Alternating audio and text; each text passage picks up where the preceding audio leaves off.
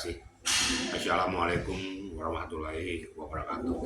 Selamat malam dan salam sejahtera untuk kita semua. Semuanya saya ikuti ya, dari mulai awal peristiwa sampai saya sudah menjelaskan kalau seandainya sudah disidik penetapan tersangka, berarti dari penyidik minimal sudah memiliki 2 alat bukti yang sah.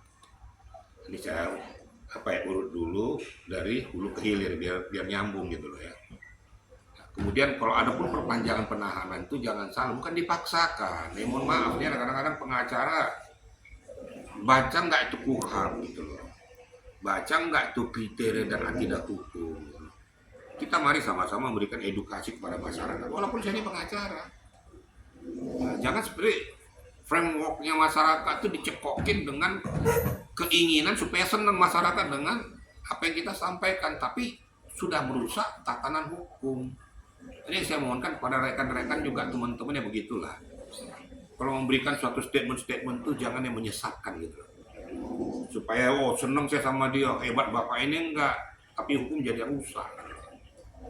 Nah, kalaupun perpanjangan penahanan ini, karena JPU kan sudah meminta kepada penyidik supaya dipenuhi lagi yang ini. Nggak segampang itu nyidik, nggak segampang itu untuk memenuhi keinginan petunjuk dari JPU supaya lengkap. Nah, faktanya seperti apa yang saya katakan, akhirnya bermuara juga kan. Akhirnya tanggal 28 kemarin itu diterima oleh Kejaksaan Tinggi P21 dan siap untuk disidangkan. Dan tadi kalau nggak salah sudah penyerahan tahap 2 ya. Penyerahan tahap 2 ini diserahkan oleh penyidik ke JPU. Nah, masuk kita pada pertanyaannya. Masalah borgol ya. Iya.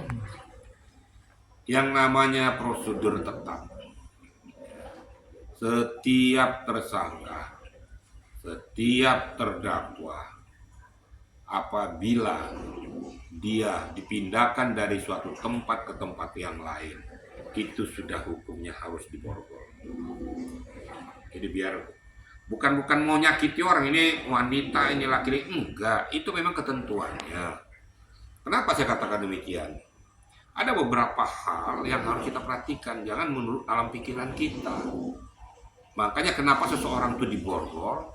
Yang pertama supaya jangan sempat terjadi suatu tindak pidana yang lain. Contoh, karena dia udah kalau segala macam, dia lihat di depannya itu ada mungkin pistol atau mungkin pisau atau benda keras yang lain. Daripada saya mendingan saya mati ya, dia ambil tuh ditembaknya semua tuh. Kan terjadi tindak pidana yang lain. Itu salah satu. Yang kedua, bisa saja dia berusaha untuk melarikan diri. Masalah nanti kalau ditangkap atau ditembak itu soal kedua, tapi dia sudah nekat. Tindakan nekat inilah yang kita cegah, makanya seseorang itu harus diborgol, perpindahan dari suatu tempat ke tempat yang lain. Baik itu di ranah penyidikan, maupun di ranah JPU, maupun di pengadilan. Tetap prosedur tetap itu tetap harus dilakukan.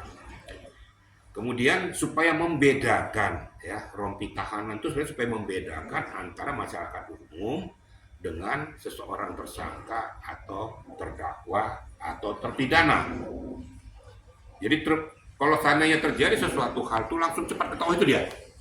Tapi kalau dia berbaju sembarangan kan nggak tahu di dalam khalayak ramai itu dia lari mencari-cari dulu kan. Itu salah satu di antara. Jadi menurut hemat saya seyogianya apabila itu sudah terjadi bukan hanya pada saat perpindahan dari penyidik ke JPU, mau dibawa ke rumah sakit saja itu diborgol. Pokoknya perpindahan dari satu tempat ke tempat yang lain. Kira-kira gitu ya, rekan-rekan media ya. Terkait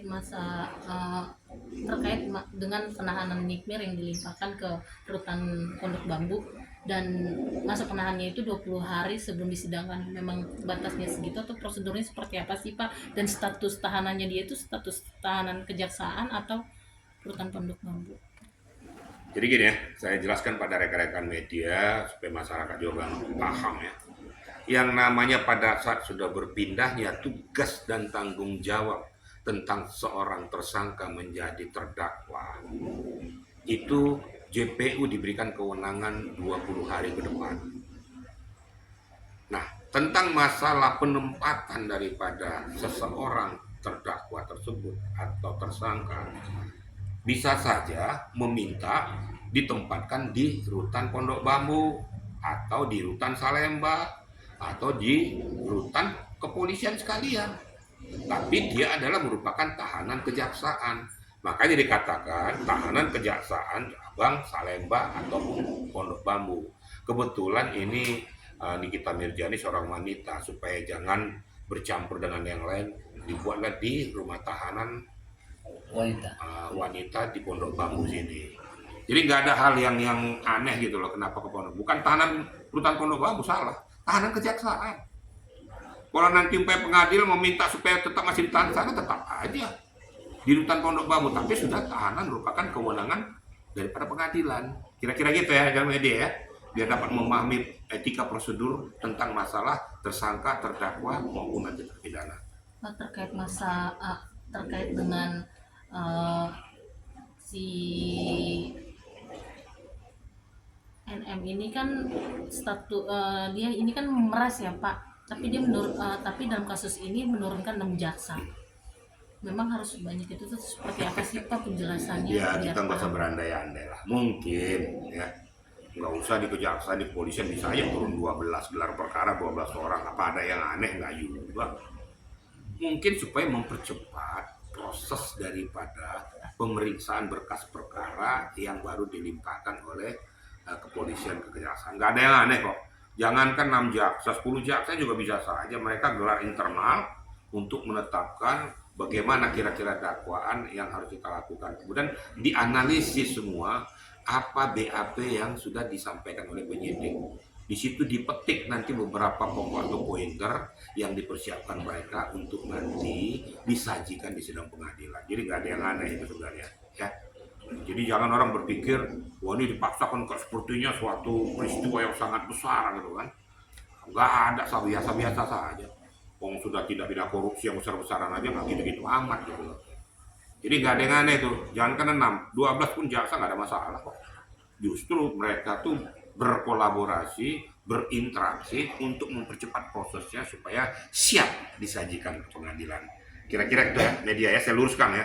Jadi jangan sampai masyarakat berandai-andai, oh ini dipaksakan, ini sebenarnya kasusnya ini sangat-sangat betul-betul jelimet. Enggak lah.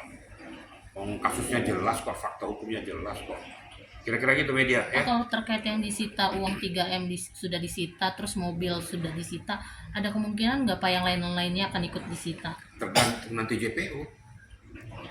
Yang jelas apa-apa yang disita oleh JPU itu pasti ada irisannya dengan peristiwa pidana itu.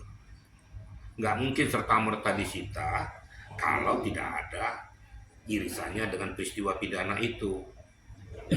Kalau saya menyatakan bahwa peristiwa pidana penyitaan barang bukti ini dan lain sebagainya ini pasti ada kaitannya dengan TPPU.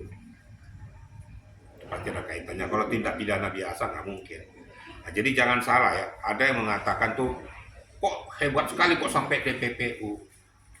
Ada yang mengatakan lagi bahwa sudah bocor dari kejaksaan bahwa pemerasan akan dihilangkan. Saya ketawa ini pengacaranya dulu amin-amin deh, asal ngomong aja gitu loh. Pemerasan itu adalah pidana pokoknya. Lah kalau pidana pokoknya dicabut, dihilangkan, terus TPPU-nya kemana? Terus apa yang mau didakwakan oleh JPU? Kalau seandainya 368 ini dihilangkan, itu pidana pokok. Asal muasal kejadian itu kan dari 368 itu. Jadi kalau ngomong itu ya pakai inilah, pakai logika hukum gitu loh. Jangan supaya nyenengin masyarakat, terus kemudian fans-fansnya sepeda, oh ini pengacaranya bagus nih, pokoknya seneng lah. Tapi merusak pola pemikiran masyarakat. Ini yang saya, terlepas apa yang saya katakan, ini banyak yang bully saya nggak apa-apa. Kasus Pina aja banyak bully saya kok. Tapi apa yang saya katakan nyatanya benar. Bahwa saya bilang bahwa itu tidak akan mungkin dikabulkan Mahkamah Agung. Karena itu sudah ada gerasi dari Presiden yang menolak. Gerasi itu apa? Hak prerogatif tertinggi daripada presiden pada saat mengeluarkan diterima atau tidaknya gerasi itu. Sebelum dikeluarkan gerasi ini siapa yang diminta pertanggungjawabannya? Mahkamah Agung. Pertimbangan dari Mahkamah Agung bagaimana nih? Mungkin dari dari Menkumham juga. Mungkin dari staf khusus presiden di bidang hukum. Jadi presiden nggak serta-merta mengeluarkan. Tapi ya nggak apa-apa, saya kan memberikan edukasi. Makanya saya katakan seperti kasus ini. Saya tidak membela siapa-siapa. Ada yang kemarin mengatakan pada saya, Bapak ini dulu tempe, sekarang kacang goreng. Kita enggak. Saya tetap lurus pada hukum. Yang saya justru meminta sebenarnya, Reja Gladys ini harus segera ditindaklanjuti. Jadi ada keseimbangan. Nggak mungkin uang berpindah kalau nggak ada yang nyuap, yang berikan.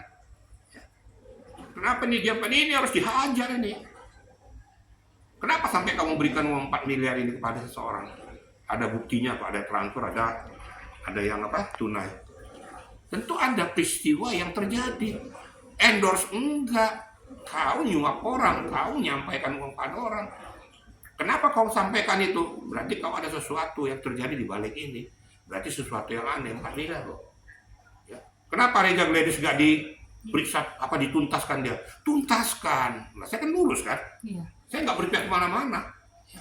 Reja Gladys harus segera tuh supaya dianalisis. Kalau saya mengatakan, kalau menurut belakang ini pasti berkaitan dengan skincare. Skincare itu kenapa didiamkan? Ya, berarti ada sesuatu yang nggak beres di balik ini. Tapi nanti tentu ada ranah daripada pihak penyidik untuk menindaklanjutinya. Jadi nggak ada yang saya bela di sini. Nah ini kita juga nanti, makanya berkali-kali saya katakan kepada pengacaranya, kamu siapkan uji pembuktian di pengadilan. Dari awal-awal sebelum dipindahkan ke JPU saya sudah ngomong, nggak mungkin ya bahwa peristiwa ini sudah dinaikkan jadi tersangka tanpa koordinasi dengan JPU. SPDP itu dikirimkan kepada JPU. Berarti sudah sah, ditingkatkan ke penyidikan dan penetapan tersangka. Yang saya minta sekarang itu sebenarnya bagaimana pengacara pada Nikita Mirzani mempersiapkan peluru-pelurunya untuk mengcounter apa-apa isi laporan daripada Reja Gladys. Di mana? Di ajang pembuktian, uji pembuktian pengadilan nanti. Ada saksinya nggak? Ada ininya nggak? Bukti-bukti yang lain. Ada saksi, ada chartnya dan lain sebagainya.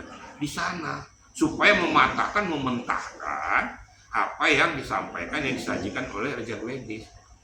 Nantinya ya siapa tahu kalau seandainya berdasarkan hasil pemeriksaan pengadilan ternyata memang tipis kemungkinannya bahwa ini adalah suatu perbuatan tindak pidana, bisa saja dia dibebaskan demi hukum atau dalam keputusan selah.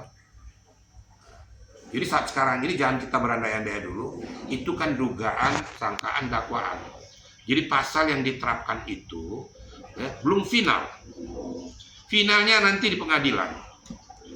Berlaku nggak penerapan pasal ini sesuai data dan fakta. Nah ini yang saya minta kepada pengacara daripada terlapor mempersiapkan diri, uji pembuktian di situ bahwa memang kita tidak melakukan tindak pemerasan. Ini buktinya, teng. Pada saat ini jam sekian terjadi penyerahan uang ini, apa? Ada kesepakatan apa? Apa kesepakatan ini ada hitam di atas putih nggak? Kesepakatan tentang kerja atau hal-hal yang lain. Nah, itu dibuktikan supaya tindak pidana pemerasan itu tidak berbunyi. Nah saat sekarang kan masih berbunyi nih. Pidana pokok 368. Diri saya diuntungkan naik ke TPPU-nya. Karena memiliki uang yang bukan hasil jeripayanya. Hasil pemerasan dari seorang. Kalau di tipikor itu dua-duanya kena. Ya. Baik yang menyuap maupun yang disuap. Kenapa ini terjadi? Karena telah terjadi suatu peristiwa pidana yang merugikan negara. Lah kalau ini yang merugikan seseorang. Paham kira-kira media ya? Saya memberikan edukasi kepada masyarakat supaya jernih berpikir. Saya memohonkan juga kepada lawyer-lawyer kita juga, marilah. Berkali-kali saya mengatakan, wahai rekan-rekan saya, jangan kau jadi pengacara membela yang bayar. Walaupun rusak kok bela aja, tapi bela hak-haknya. Supaya hukum kita ditegakkan dengan benar, yang betul-betul memang salah katakan salah, yang benar katakan benar. Kalau nggak gitu nanti semua akan melakukan perbuatan tindak pidana, toh nanti bisa bebas kok. Ini yang kita ajarkan kepada masyarakat sebagai edukasi. Kira-kira gitu rekan-rekan media ya. Baik, Pak. Baik, Pak. Terima kasih.